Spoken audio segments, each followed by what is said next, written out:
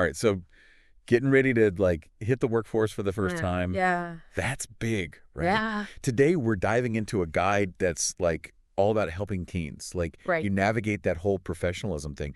Because let's face it, sometimes like that word feels about as exciting as watching paint dry. Right. But here's the thing. Professionalism isn't just about wearing a suit or using big words.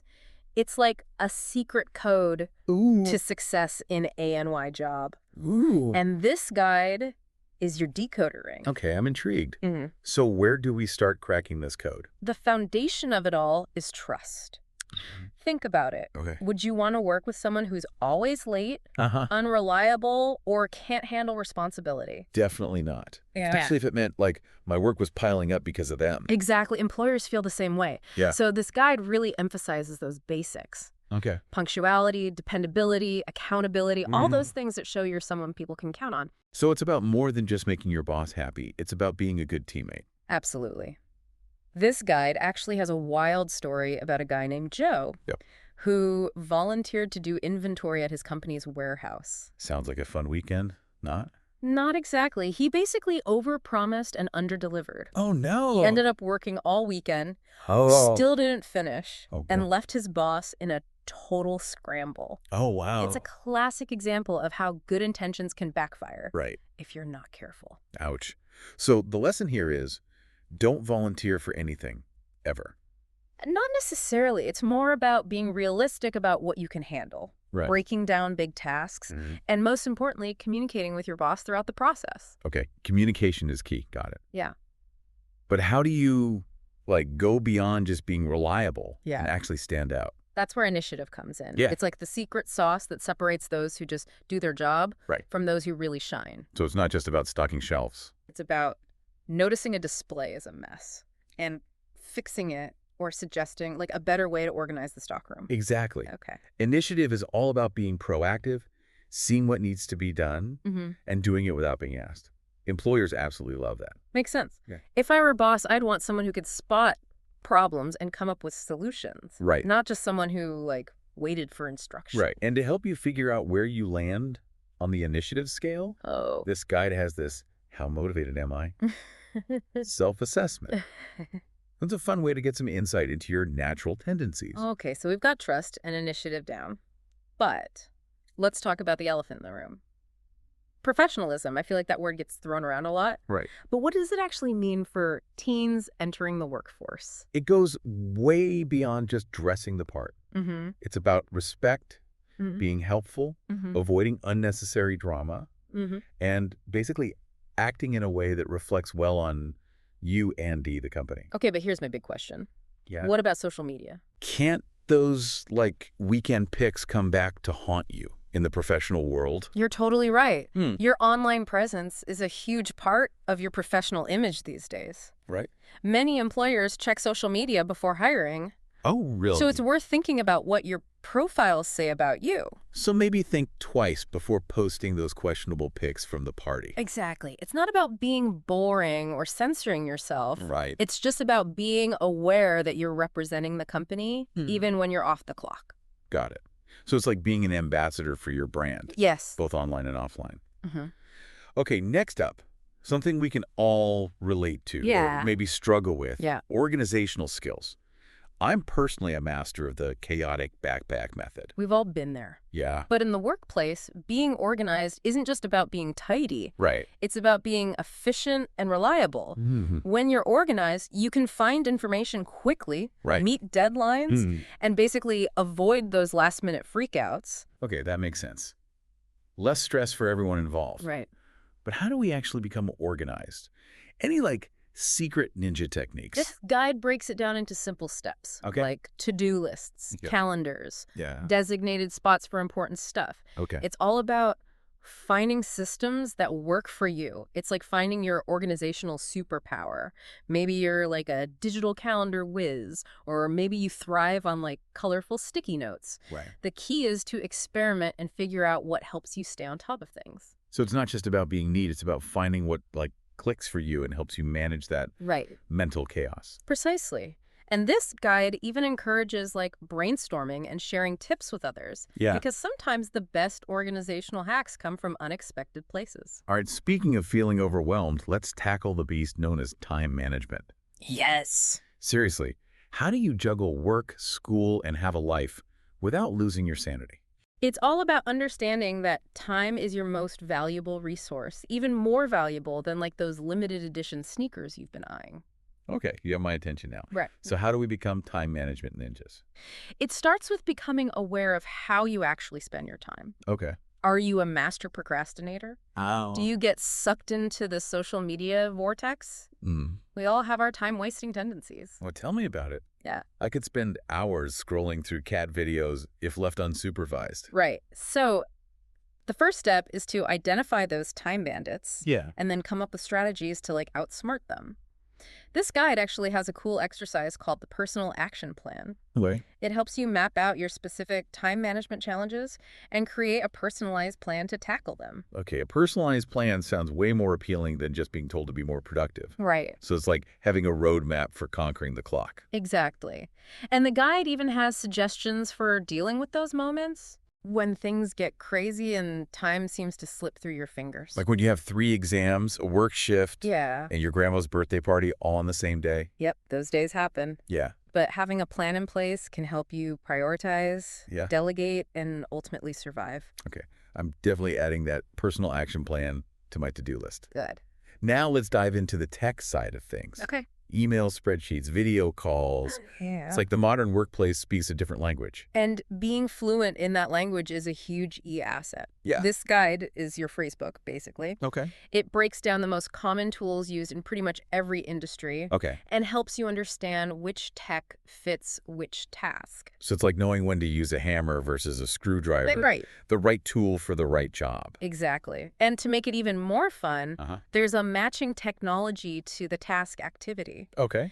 Think of it like a tech trivia game, but for your career. Ooh, I like a little gamification. So we're talking email etiquette, spreadsheet, wizardry, Right. video call mastery. It's like a whole tech toolkit. Exactly. And mastering these tools can really boost your confidence. Imagine walking into your first job knowing you can handle whatever tech throws your way. Okay, that's a confidence boost I could definitely use. Yeah. Now let's talk about something that might sound a bit intimidating. Okay. But trust me, it's not as scary as it seems. Business acumen. Right. Business acumen. Right. It's not about being a mini CEO or anything like that. Right. It's simply about understanding how a company works. Okay. The basics of revenue, costs, profit, and seeing how your role fits into the bigger picture. Okay, so it's like understanding that if the company doesn't make money, Right.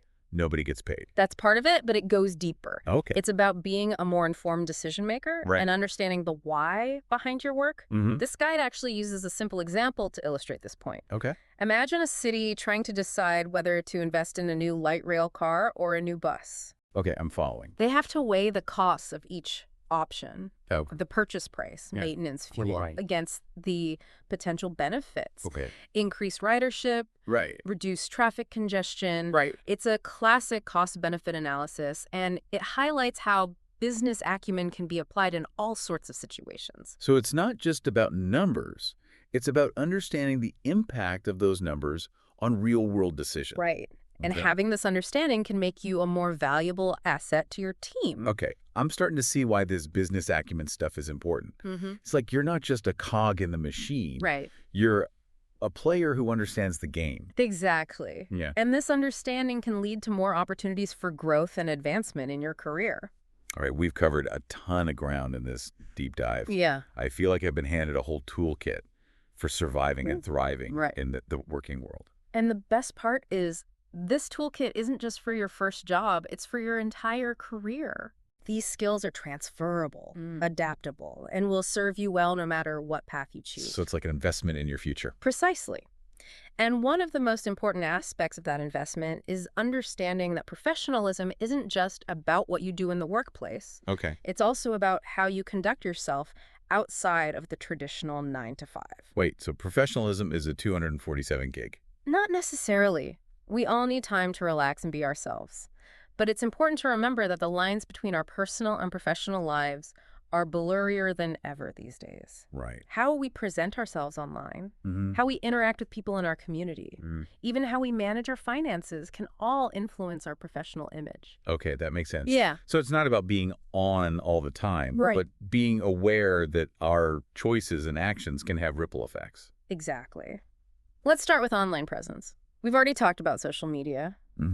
But think about your email address, too. Right. Is it something you'd be proud to share with a potential employer? Or is it a blast from the past that screams immature? Ooh, guilty as charged. I definitely have an email address from my middle school days that I need to retire. It's an easy fix. Consider creating a separate professional email address that you use solely for job applications, networking, and other career-related communications. It's like having a digital business card that reflects your professional brand. Got it. And speaking of digital branding, I guess it's also worth thinking about what your online activities say about you. Right. Are you a member of any online communities that align with your career goals? Or does your online presence suggest, like, a lack of focus? It's all about sending the right signals. Participating in relevant online communities shows that you're engaged and serious about your field. So maybe joining a professional group on LinkedIn or following industry leaders on Twitter could be a good move. Absolutely. It demonstrates that you're taking your career seriously, even outside the traditional workplace. Right. And it helps you stay up to date on trends and connect with people in your field. Okay, I'm seeing the bigger picture here.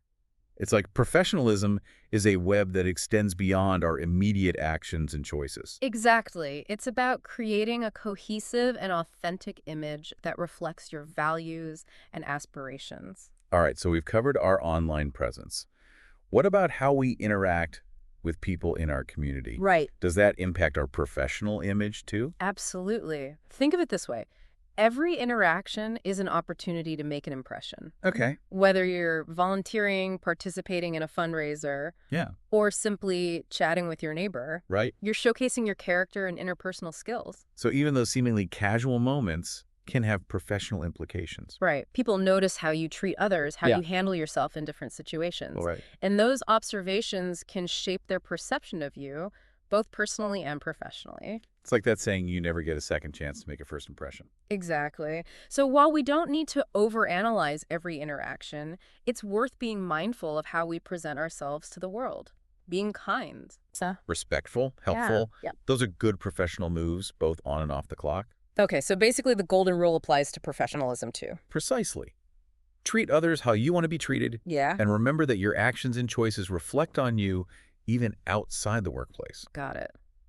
And I have to say, I love that volunteering and community involvement are part of this professional picture. It's like you're not just building your resume, you're building your character. Exactly. Yeah. And those experiences often translate into valuable skills that employers look for. Yeah. Teamwork, communication, problem solving. Yeah. It's a win-win. Yeah. You're giving back to your community and boosting your professional profile at the same time.